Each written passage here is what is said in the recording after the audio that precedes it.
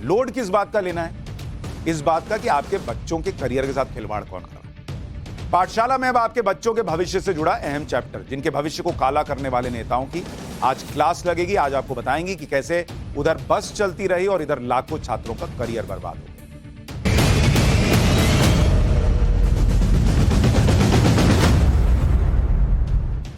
एक सरकारी नौकरी पाने के लिए हमारे देश के युवा कितना इंतजार और कितनी मेहनत करते हैं, इसे वो लोग क्या समझेंगे जो सिस्टम में लीकेज को रोक नहीं पाते और पेपर लीक से लाखों युवाओं की मेहनत और करियर बर्बाद करते हैं।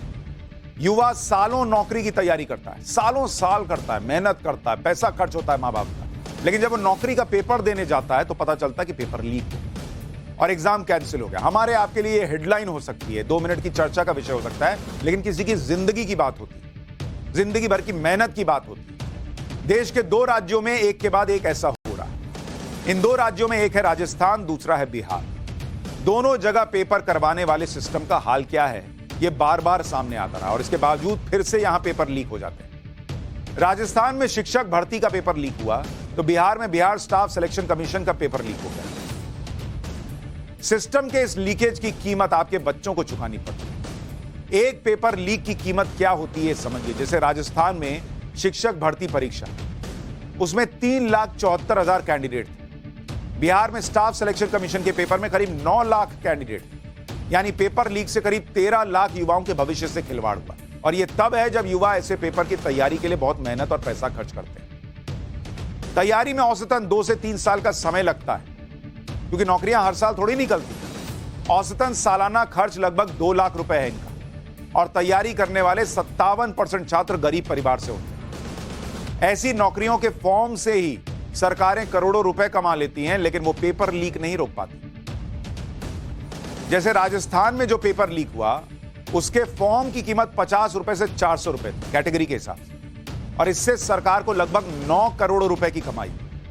इसी तरह से बिहार की बात करूं तो बिहार बीएसएससी परीक्षा फॉर्म की कीमत 135 से 540 रुपए की कैटेगरी के हिसाब से, और फॉर्म से करीब सरकार की कमाई 22 करोड़ रुपए की।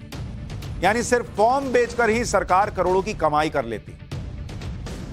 लेकिन जो पेपर लीक होने से छात्रों का समय बर्बाद होता है बेशकीमती, उसकी कीमत नहीं लगा पाते। राजस्थान में तो यह हाल है कि कोई भी पेपर हो, उसका लीक होना तय मान लेते हैं लोग, फिर चाहे सरकार कितने भी इंतजाम करने का दावा करे। यही इस बार हुआ। राजस्थान में इस बार की कहानी आपको बताता हूं। 24 दिसंबर शनिवार को सुबह 9 बजे से सामान्य ज्ञान यानी जीके का एग्जाम होना था। इसके लिए छात्र परीक्षा केंद्रों पर पहुंच भी गए, प्रश्न पत्र का इंतजार कर रहे थे, लेकिन उससे पहले ही पेपर लीक हो गया। उदयपुर पुलिस को 23 दिसंबर की रात को खबर मिली कि पेपर लीक हो सकता है। 24 दिसंबर की सुबह उदयपुर के बेकरिया इलाके में पुलिस ने एक बस को पकड़ा और उसकी तलाशी ली तो पता चला कि बस में लगभग 40 कैंडिडेट्स पेपर सॉल्व कर रहे हैं। बस चल रही है और उसके अंदर कैंडिडेट पेपर सॉल्व कर रहे हैं। इन लोगों के पास से जीके का क्वेश्चन पेपर मिला, जिसे एक्सपर्ट की मदद से ये सभी सॉल्व कर रहे थे। यानी पूरे राजस्थान में कैंडिडेट्स एग्जाम सेंटर पर प्रश्न पत्र का इंतजार कर रहे थे, उधर चलती हुई बस में पेपर सॉल्व हो रहा था। पेपर लीक होने के कारण सामान्य ज्ञान की परीक्षा को रद्द कर दिया गया और अब यह परीक्षा 29 जनवरी को आयोजित हुई। अब जैसे ही परीक्षा रद्द होने की खबर मिली, पूरे राजस्थान में कैंडिडेट्स ने हंगामा शुरू कर दिया। कैंडिडेट्स ने आरपीएससी के खिलाफ नारेबाजी की, सड़कों पर प्रदर्शन किया। कैंडिडेट्स का कहना है कि वो महीनों से इस परीक्षा के लिए मेहनत कर रहे थे बॉस, और परीक्षा के 5 मिनट पहले कह दिया जाता है कि पेपर लीक होने की वजह से एग्जाम को रद्द किया जा रहा है। एक बार कैंडिडेट्स को सुनो। जैसे ही अंदर बैठा और 5 मिनट बाद में पता चला 11:45 पे के नहीं 8:45 पे के पेपर आउट हो गया है। तो हम काफ़ी परेशान हैं, 1 साल से तैयारी कर रहे हैं और ये देखो सरकार की नाकामी की वजह से ये पेपर आउट हो रहे हैं। क्योंकि बेचारे जो पढ़ाई कर रहे हैं ना, उनको परेशानी का सामना करना पड़ रहा है। इतनी सर्दी में तो हम एक बार तो आए, ठीक है, और इतनी दूर भी है, मतलब कि देख लो गांव ढूंढने में भी हमको कम से कम 1.5 घंटा लगा है। बाद में अचानक जैसे ही अंदर बैठ जाते ऐसे न्यूज मिलती है कि पेपर रद्द हो गया, तो मतलब हमारा कॉन्फिडेंट है ना वो तो आधा हो गया। अब जैसे कि हम साइंस के पेपर में बैठेंगे तो वो कॉन्फिडेंट वही रहेगा कि यार पहला पेपर रद्द हो गया, यार इसका क्या होगा। तो उसमें मतलब हम इतने मजबूती से क्वेश्चन भी नहीं कर सकते। ये छात्रों का दर्द है कि कितने कितने किलोमीटर चल के आ रहे हैं, कॉन्फिडेंस लूज कर जा रहे हैं। सरकारों को समझ ही में नहीं आ रहा। पेपर लीक के मामले में जिन आरोपियों को पकड़ा गया है उनमें सुरेश बिश्नोई नाम का आरोपी राजस्थान के जालौर में सरकारी स्कूल में वाइस प्रिंसिपल है। सुरेश ढाका नाम का आरोपी है जो जयपुर में कोचिंग चलाता है। सुरेश बिश्नोई का जीजा है। भजनलाल बिश्नोई नाम का आरोपी है, ये जानवरों का डॉक्टर है। एग्जाम में नकल कराने के आरोप लगे हैं। भूपेंद्र बिश्नोई नाम का आरोपी है जिसका भाई पुलिस में है, तेल चोरी के आरोप में सस्पेंड हो चुका है। नेक्सस देख रहे हैं, डॉक्टर भी है, टीचर भी है, दूसरे लोग भी हैं। यह गैंग कई दिनों से पेपर लीक कराने की प्लानिंग कर रहा था। आरपीएससी से पेपर हाथ में आने के बाद कैंडिडेट्स तक पेपर कैसे पहुंचाया जाएगा इसकी भी प्लानिंग है। एग्जाम वाले दिन यानी 24 दिसंबर को सभी कैंडिडेट्स को उदयपुर बुलाया गया। इनमें ज्यादातर कैंडिडेट्स जालौर जिले के।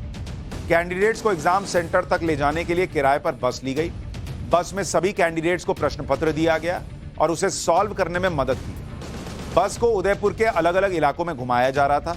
बेकरिया थाना क्षेत्र में पुलिस ने बस को रोका और उसकी तलाशी ली तो पूरे मामले का खुलासा हुआ कि चलती बस में पेपर लीक और उसको सॉल्व करने का काम चल रहा है। यानी उधर छात्र एग्जाम सेंटर में क्वेश्चन पेपर मिलेगा इसका इंतजार कर रहे थे और उधर बस में पेपर सॉल्व करने का काम चल रहा है। बिहार में पेपर लीक होने के बाद बिहार के युवा डिप्टी सीएम तेजस्वी यादव से मुआवजे की मांग हो रही है।